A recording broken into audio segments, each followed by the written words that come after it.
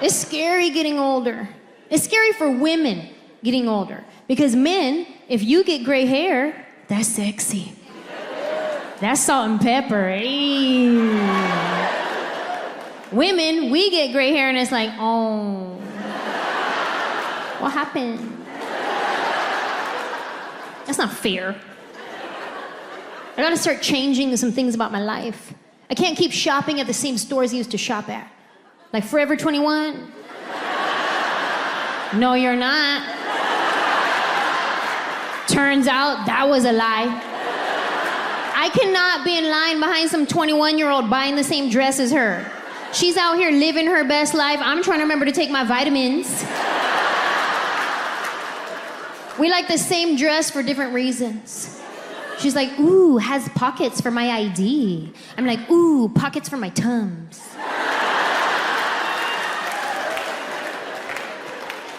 You gotta put that down. Go to Ann Taylor Loft where we belong.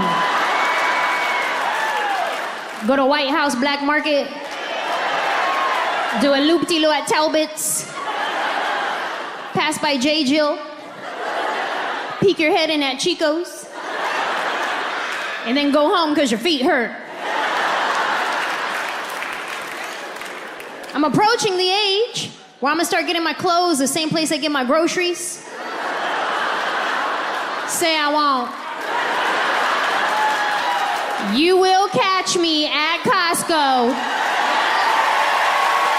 About to get them Kirkland jeans, them Kirkland socks, that Kirkland body wash. Hey, this Kirkland gang, what? It's about to be my new Tuesday. I'm gonna start out front, give me a hot dog and a soda for $1.50. Then I'll flash my VIP card and mosey on it. I start with a lap of samples. Then I take my hair out of my ponytail, make a lap in the other direction. Round two. Hey, but if you come in for a second sample at Costco, be warned. These sample ladies get offended. They act a type of way if you come in for a second sample. Like they have been baking from scratch all day long. Like, really? Beth? Just give me another chicken tender. Why you gotta do this? It's embarrassing enough just asking for a sample. It's embarrassing, right? Because you have to pretend like you've never heard of this product before.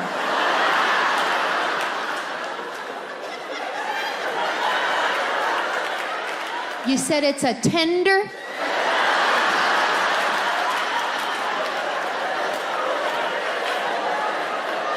And you dip it.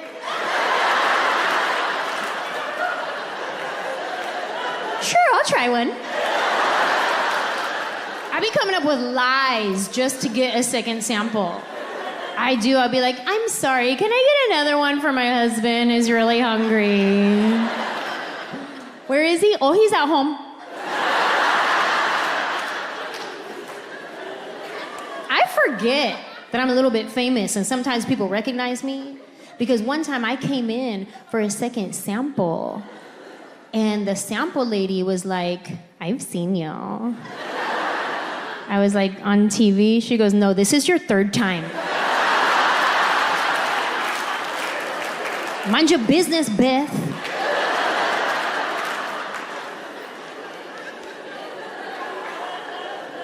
It's hard getting older.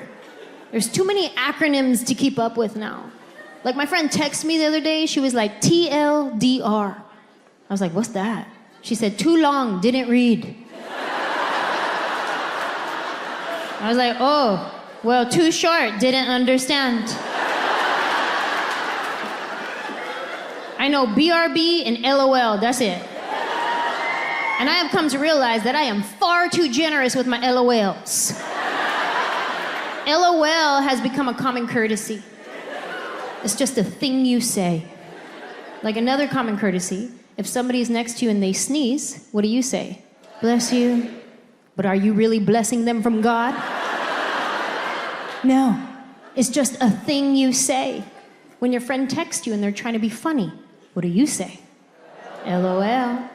Did you really laugh out loud? No, you didn't. At this point, LOL just means I have received your text.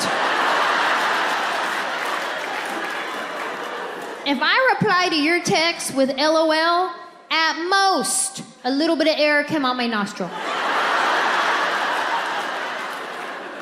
If I reply to your text with LOL, this is how I read your text. Like, it was funny, but I don't know how to type back.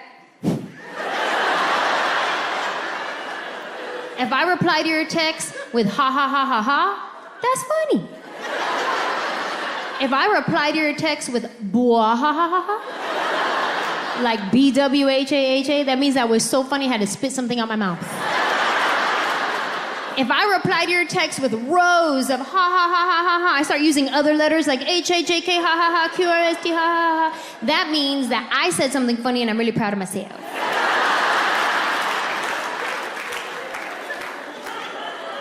It's hard getting older.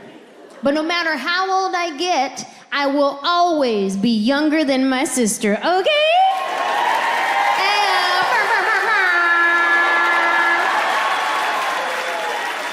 I am my sister's little sister. Any other little sisters here tonight? Little sisters? Yes. Dare I say the little sister is the best sister? Probably because the older sister is exhausted from having to raise the rest of us. Right? Because when mom was at work, she had to cook, she had to clean, she gave herself spanking privileges. My sister was stressed out by the time she was 13. We'd catch her on the side of the house smoking those candy cigarettes.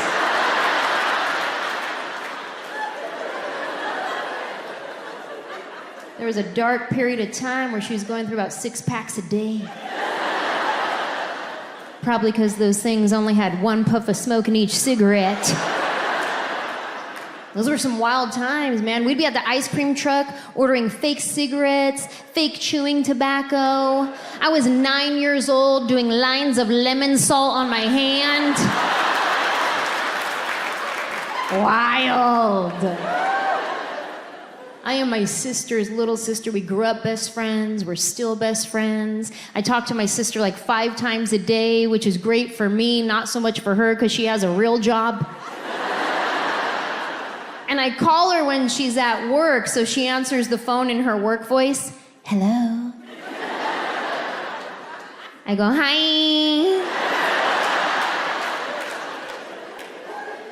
What's up? Oh, nothing. What are you doing? I'm working. Dang, you work every day? Mm-hmm. Oh, all right then. Anyway, I was watching this show last night. It was real good, but then I fell asleep and I had the craziest dream. I was hiking up this mountain and there were these little birds in my shoe that kept chirping at me. Then I get to the top of the mountain and grandma's house is there, but not grandma from San Jose, grandma from Reno. And I was like, dang, that's crazy. Anyway, what are you doing?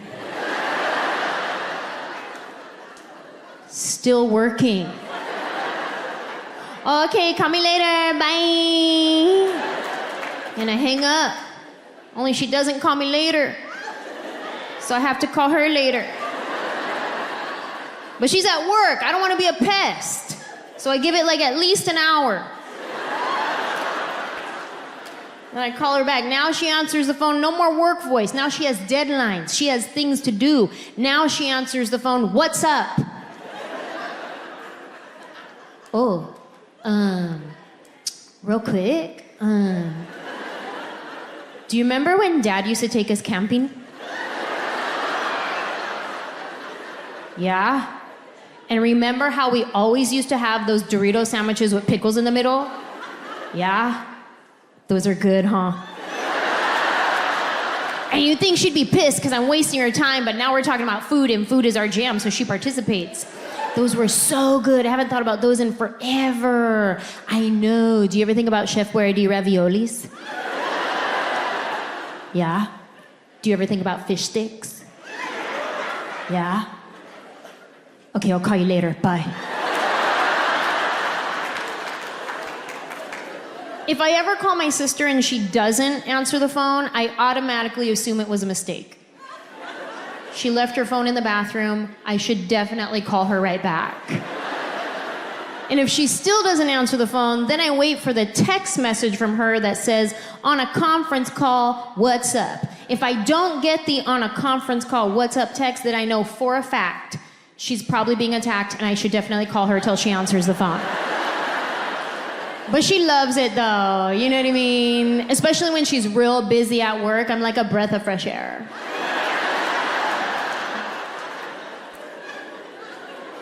Sometimes I call my sister and we don't say anything at all.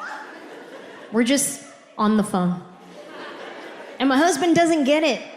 He's like, what are you doing? Hang up the phone. I'm talking to my sister. But neither one of you are saying anything. Yeah, because we're thinking about what we're gonna say next. I love hanging out with my sister. We hang out all the time. Although it's been difficult over the past few years because of the pandemic. And I find it funny that everybody experienced it differently depending on what part of the world you live in. Like, I remember when things first started going down in 2020, we were watching the news and it was like everybody in Italy was dying. Everybody in Spain had to stay in the house. Everybody in Florida was on spring break whole time. Just wildin'. I don't even know if they heard about COVID. Cause they were at the club every night like, hey, I'm a savage, yeah. Blashy, blushy, blashy,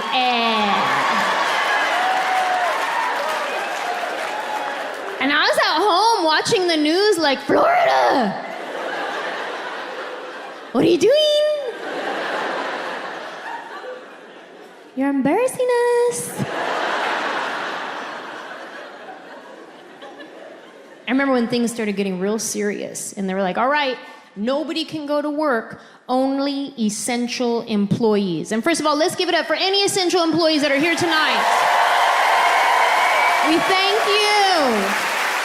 We appreciate you. We are grateful for you.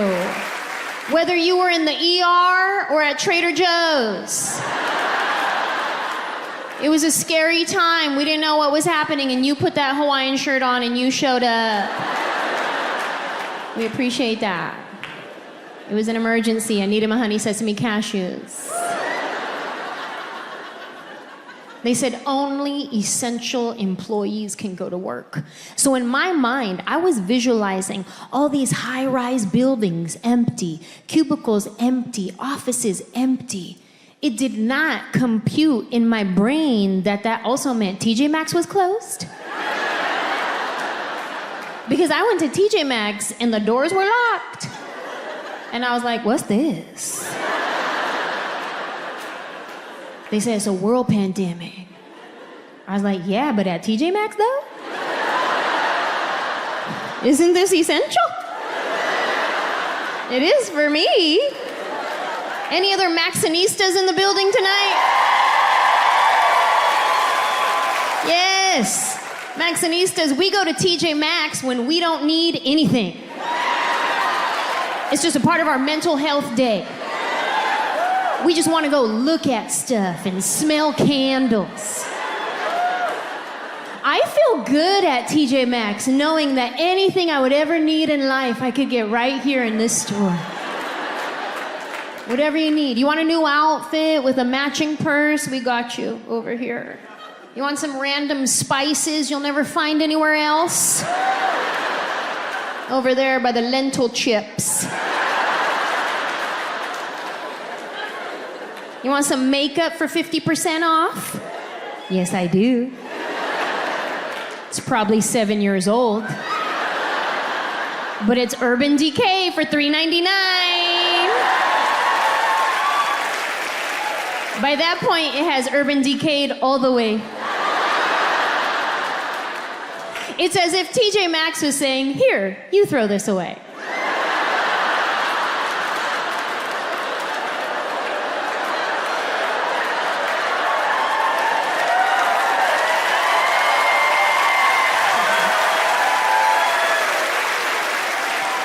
love TJ Maxx. But they always get me at the end in that zigzag register line. Right? Where they have all the last minute buys. All the things you didn't know you needed in your life. I can be walking around TJ Maxx for like an hour. I have 2 things in my cart. Then I start making my way through the line. By the time I get to the register, 87 items. All right here in the home stretch, you start walking through, you're like, oh wow, candles, coffee mugs, dog treats, slippers, wow. And then the line starts moving too fast. You're like, wait, I didn't get to see everything yet. Hold on.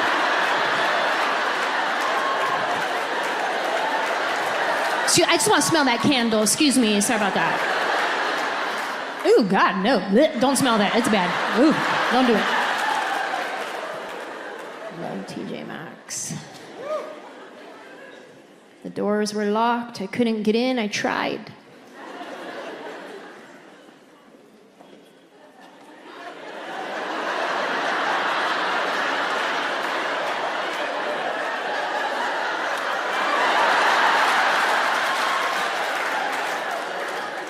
It's 2 o'clock. This is getting serious.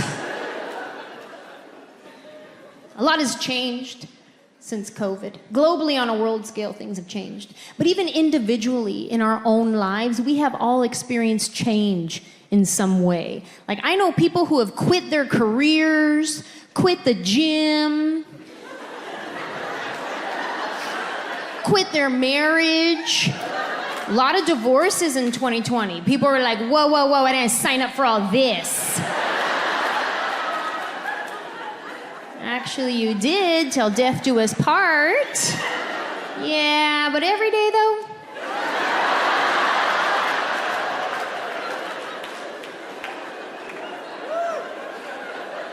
We had some changes happen for us as well. Like right in the beginning of the quarantine lockdown, when everybody was losing work, my best friend and her son moved in with us. And then what happened is they're still there. Yeah, we had said we didn't want kids, and then we adopted a single mom.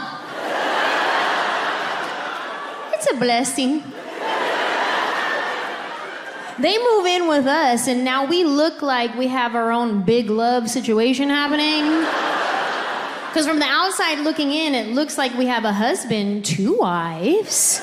Like, I imagine when they first moved in, my neighbors were like, oh, that's nice, her sister's moving in for a little while. And now that they're still there, they're probably like, wait, that's her sister or her sister wife? And my friend that moved in, she's beautiful, just a stunning human being. So people would message me and be like, aren't you a little concerned having a beautiful woman around your husband all the time? And I was like, no, not even a little bit. Like, if anything, she got me to step my game up.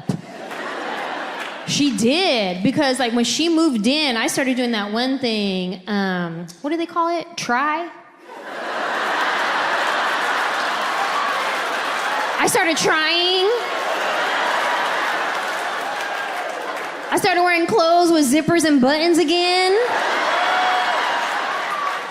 Hey, look at me go. I had to step my game up. Not because I was concerned about my husband, I just didn't want the neighbors to think that she was wife number 1.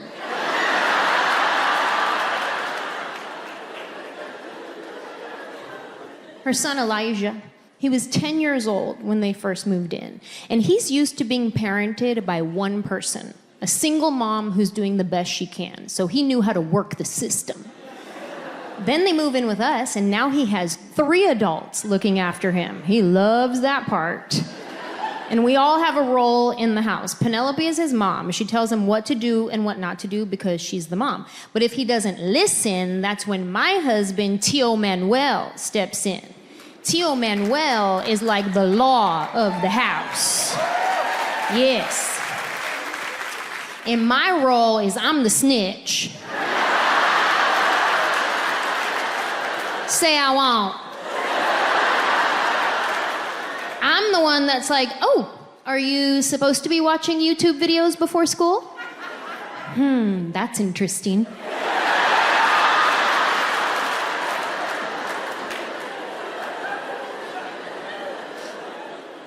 love Elijah. I'm very close with Elijah. I'm his godmother. I'm Nina. So we have the auntie-nephew relationship. I've been in his life since day one. Literally the day he was born, I was in the hospital room. I saw his head come out and go right back in. He wasn't ready. It was a long day.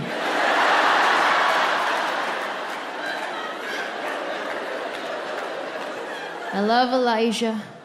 We're very close. He's my godson. But something happened. When they moved in, our dynamic shifted to be more like siblings who fight. And I realized we were both fighting for attention.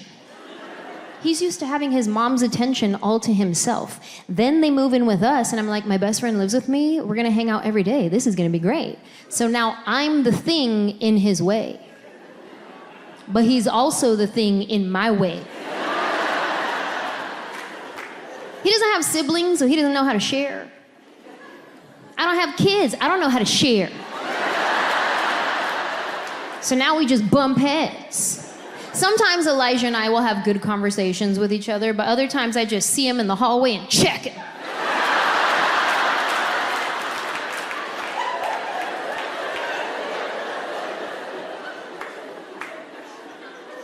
I snitch on Elijah, but he snitches on me too. Because we have security cameras around the house, and he didn't know this at the time, but they record audio. I got a notification on my phone that there was motion in the backyard, so I click on it, what's this? And it's him talking to his mom, and he was complaining about me. I'll tell you guys what happened right before that. Give you a little bit of backstory. We were in the kitchen. He had just popped off at the mouth, was given an attitude, so I was like, okay, me too. So she took him in the backyard to word him up and be like, what are you doing? You can't be giving an attitude, like something like that. I missed the beginning of the conversation. By the time I click on it, all I hear is him telling his mom, oh yeah, well why does Nina gotta be sarcastic? And little does he know, my sarcasm is what paid for this house. So you're welcome.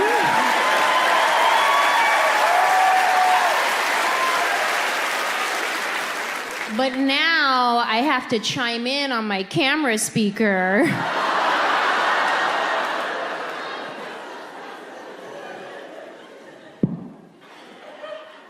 Oh yeah, I'm sarcastic? That hurt your feelings? Well, if Nina stops being sarcastic, you start being homeless.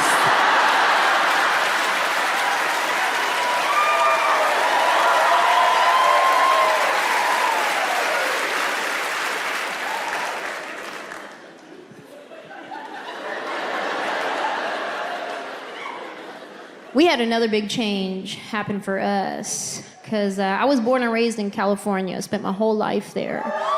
Thank you.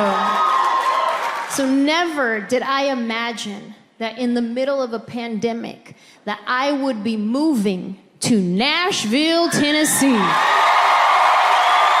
Thank you. Listen, that's very kind of you to cheer for that. Because I am well aware that people from Nashville do not like Californians moving here.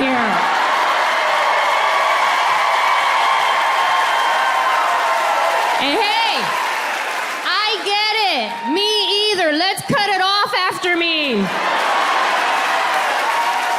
This is getting ridiculous. House prices are through the roof. Traffic is insane. This is not the Nashville I remember moving to.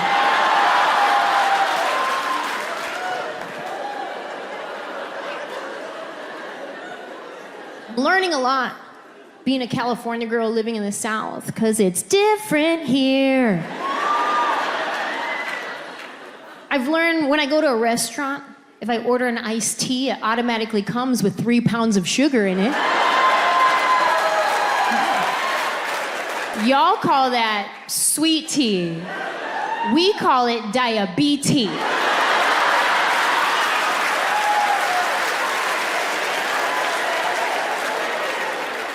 Learning a lot.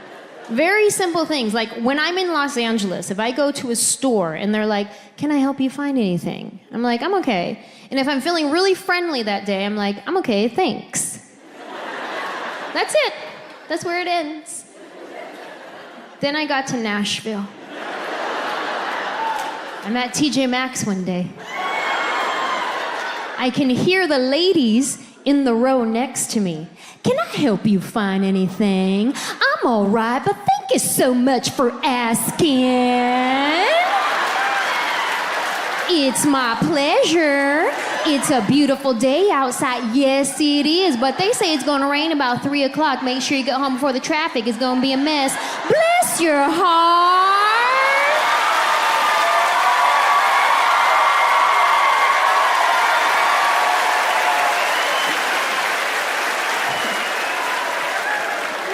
I was like, ooh, I don't know if I have energy for the South. I don't know how to do it. Like, who stops talking first? Then I look around the corner and neither one of them even worked there.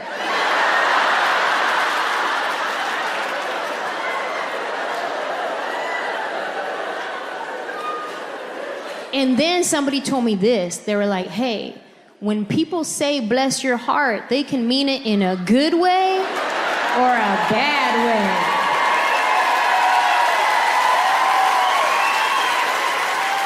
And I was like, what? Like, how you do a bad bless? And they're like, no, trust me, sometimes that's not what they mean. So now, anytime somebody tells me bless your heart, just to be safe, I reply with, bless your heart. Yeah, I wish you would bless my heart. Bless it again, go ahead.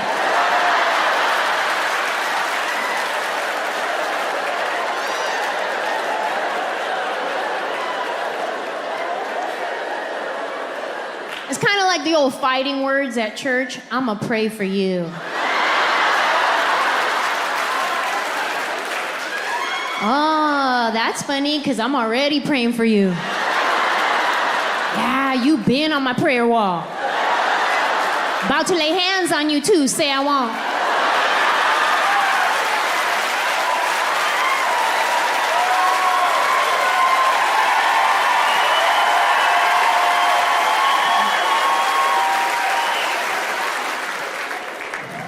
Learning a lot. When we first got to Nashville, we were trying to figure out what part of the city we wanted to live in. Like, where do we fit in? Where do we vibe with? Finding out this county has good schools, this county doesn't. This county believes in COVID, this county doesn't.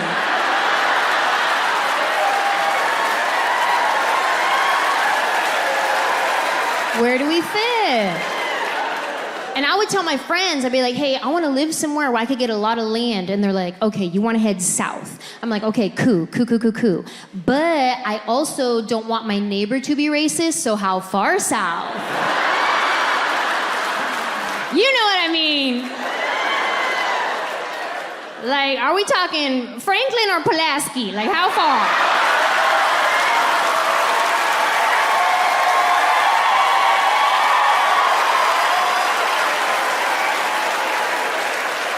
Because when you get to the deep, deep South, it's scary. I've seen movies. I'm not trying to do that. I mean, if they have a TJ Maxx there, I will pray about it.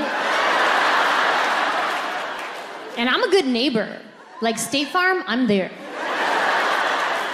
I love my neighbors. I'm the one that has everybody's phone number. And if I haven't seen you in a while, I will send you a text. Are you good? Do I need to do a welfare check? I got your back.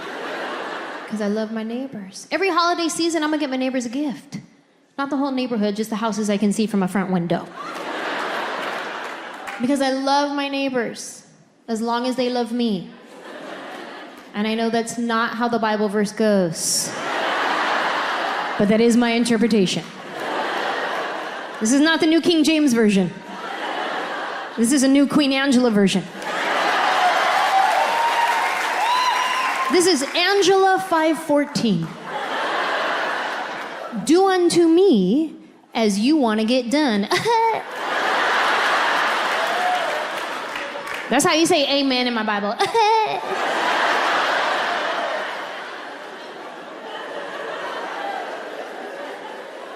You could come to my Bible study. It's on Tuesdays. Learning a lot. One thing I learned right out the gate is allergies are a whole different beast in the South. Because when I live in Los Angeles, we don't really get all the seasons. We get summer and fire. So Zyrtec works just fine there. Then I get here, come to find out, Zyrtec lost their subscription or something. It did not work. One day I went to pour the Zyrtec pill in my hand and the wind just blew it off. It was like, don't bother. It's so fun waking up every morning playing COVID or allergies. You guys know that game? Where you wake up in the morning and your sinuses are doing a weird thing, and you're like, wait a minute, hold on. Am I dying or did I have dairy? Can I taste anything? Get me some peanut butter. Can I taste? I was actually really lucky. For the first 2 years, I did not get COVID at all. And then earlier this year, she got me, little hoe. She gets around that one. At this point, I know more people who have had it than who have not had it. I know people who've had it with no symptoms whatsoever, and I know people personally who have passed away from it, so my heart goes out to anybody here who has lost somebody from COVID. I've been tested for it many times, and the first time I got tested, my friends tried to warn me about it. They were like, yo, it's intense, and it actually wasn't that bad, probably because they let me do it myself. Yeah, they gave me the Q-tip. And they're like, okay, you want to go all the way in your sinuses? And I was like, okay. Sure. How about I just put it in my nostril and I wiggle it a lot? Can you test boogers? I'll give you some of those. The second time I got COVID tested, the nurse did it, and he went all the way up in there to where like my eyelids started closing. I was like, whoa, you're manually closing my eyelid. He's like, it's not that far up there. I was like, nah, bro, you're in my brain. Like, you're giving basic commands at this point. Like, if I punch you, it's not my fault, you did it. He's like, well, I'm sorry. I was like, no, don't apologize. Just while you're up there, do you mind scraping out some of my childhood trauma? That'd be great.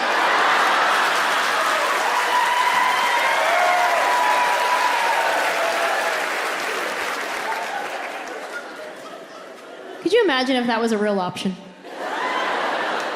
Get your childhood trauma scraped out with a COVID test. You'd catch me at the CVS pharmacy drive-thru like once a week. They're like, can we help you? Hi, I'm here for my COVID test. Also, when I was 8, my mom forgot me at the store.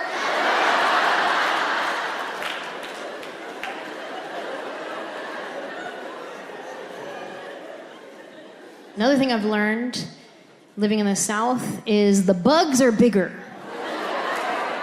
Y'all got some Nashville geographic stuff happening here. Like in California, we have bugs, but our bugs are killed. Then I get to Nashville. I went to get in my shower one morning. There was a spider in my shower. Now this spider was so big, I thought I was interrupting him. I did. I went to open the shower curtain. I was like, oh my God, I'm so sorry. I didn't know anybody was in here, my bad. He was big and he was furry too. Yeah, I didn't know if I should brush it or smush it. I didn't know. He was so furry, he had dander. Ew. I need my Zyrtec pill just for the spider dander. I was like, sir, the Head and Shoulders is right there. Help yourself. If I ever have to kill a spider that big, I am morally conflicted. Because at that point, that's a pet. Put a collar on that thing, that's Bubba. Bubba had plans that day. He was just getting started. He's in the shower. That's messed up. If you ever have to kill a spider that big, you could hear the crunch. And if you hear the crunch, you know that thing had a soul. That's messed up. I used to kill any spider or bug that was around me because I don't like bugs at all. But over the past couple of years, I have this newfound respect for nature and insects. So now, if I ever see a spider in my house, what I like to do is scoop it up in a container, take it outside, throw it in a bush, and then immediately go like this.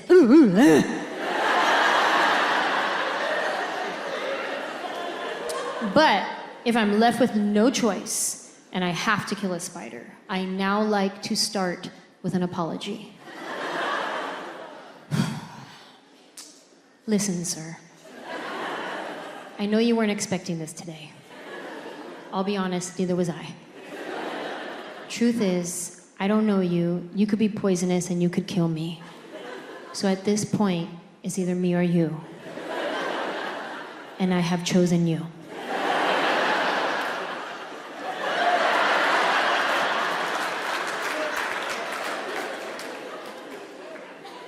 There was this one night, I was home alone, by myself.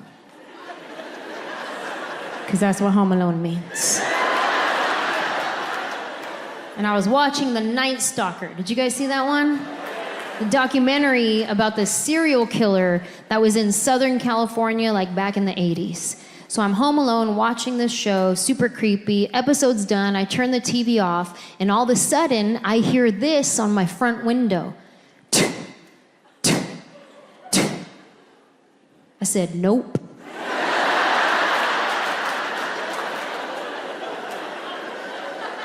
I ran to my room. I put on every piece of clothing that I own.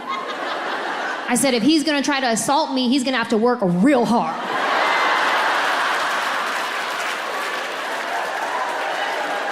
I don't have no weapons in the house. What's my self-defense weapon? Denim, 3 pair.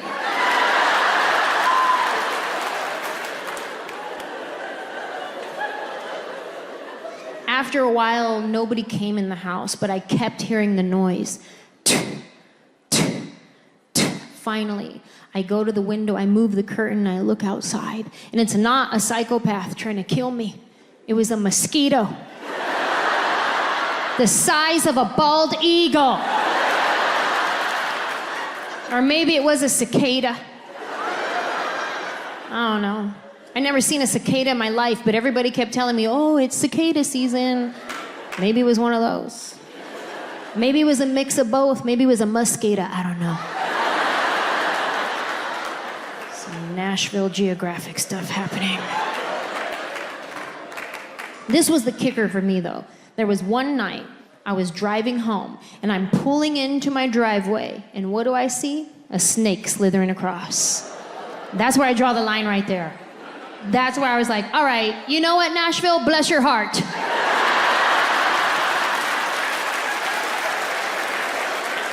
This is getting ridiculous. I'm not a big fan of wild snakes. Pet snakes, I'm okay with. Like if there was a snake right here and he came with a cosigner, like he came with a guy that was like, oh yeah, that's my pet, he's cool. I like that snake, that's a good snake. Him? I don't know him. He probably had that snake since he was a baby. He probably just ate a baby. Pet snakes, I'm okay with. Like, you know how sometimes you go to a real touristy area and there'll be that one guy with like a 100-pound snake around his neck, and he's just walking around. He's like, yeah, you want to take a picture with my snake? I'm like, I'll do it. He's like, all right, $20. Yeah, I don't need no picture. But the point is, I was down. I was gonna do it if it was free. Because free is my love language.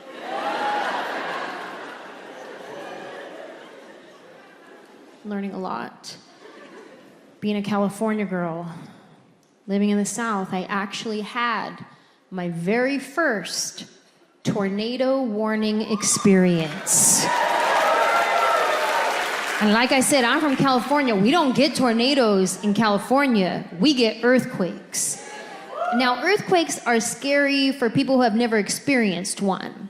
But actually, they're not that bad. To be honest, I will take an earthquake over a tornado any day. Like, let me tell you, give me a 3.5, a solid 4, I will ride that quake like, hey.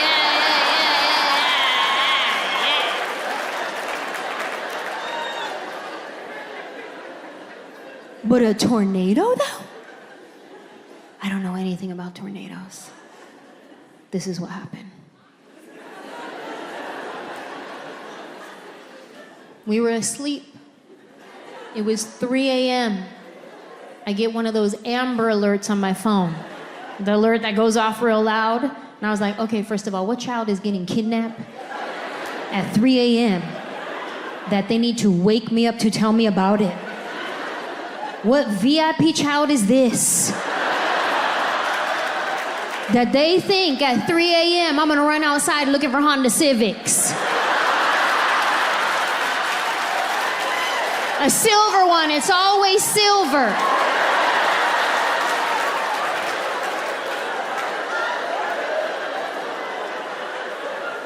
I check my phone. Whose kid is this? And it says, tornado warning, take cover now in a basement. Ooh, my heart started beating so fast. I said, oh my God, do we even have a basement? I don't even know.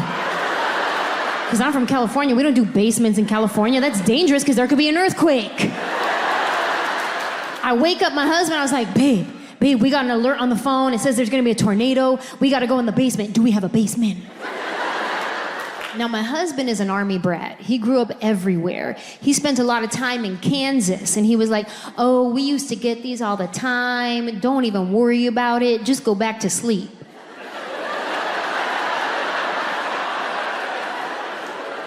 To sleep? But they just woke me up. I don't think that's what they want. He was like, what county is it in? Oh yeah, that's like 5 miles away. We're good. We could watch it from the front.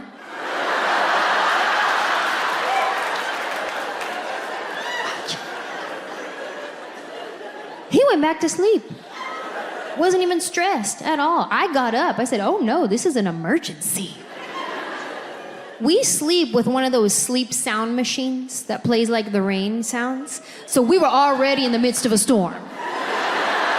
We had our own storm going on. It was on surround sound, so it was real loud. There was stuff blowing up on the windows, but I didn't even notice because I just thought it was a good episode that night. I was like, ooh, this one's realistic, favorite. I get up. I turn the sleep machine off, and that is when we can hear the tornado sirens outside. Brrr, brrr. Then my husband, go, get up, go, get up, go. What? But you said we could watch it. We both start freaking out. I'm grabbing things we don't even need, like Windex, a stapler. Where do we go?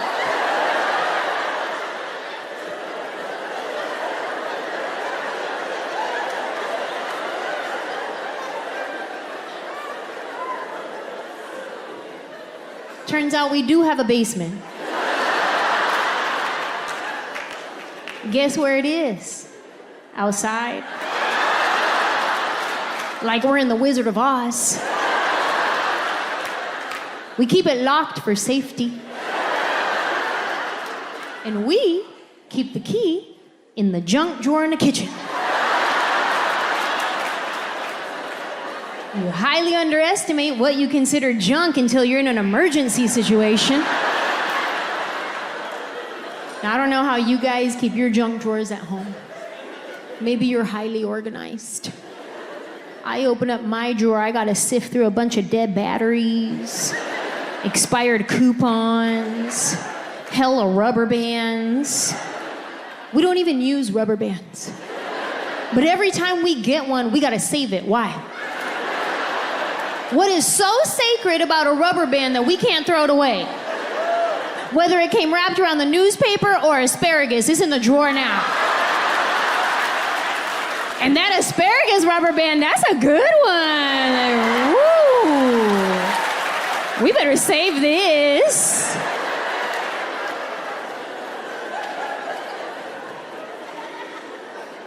Got about 86 keys in here. We don't even have 86 locks. Finally find the basement key. We go outside, unlock the door, get down into the basement, and that is when we realize that we are fully unprepared for this situation. We have no emergency necessities down there. No water, no food, no batteries, nothing. Just me, my husband, and hella spiders. And they were all looking at me real suspect-like, too. Like they recognize me.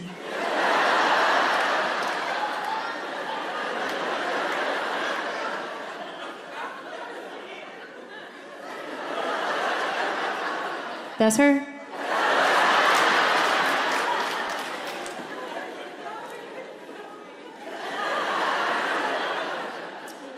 Listen, ma'am. I know you weren't expecting this today.